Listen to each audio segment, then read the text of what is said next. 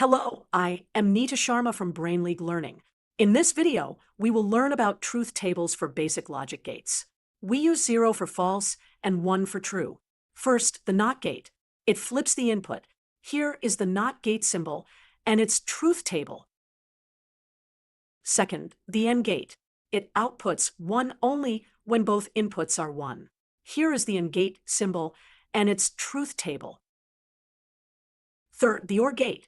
The output is 1 if at least one input is 1. Here is the OR gate symbol and its truth table. Fourth, the NAND gate. This is an AND gate with a NOT bubble. The output is 0 only when both inputs are 1.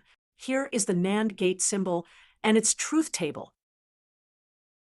Fifth, the NOR gate. This is an OR gate with a NOT bubble. The output is 1 only when both inputs are 0. Here is the NOR gate symbol and its truth table.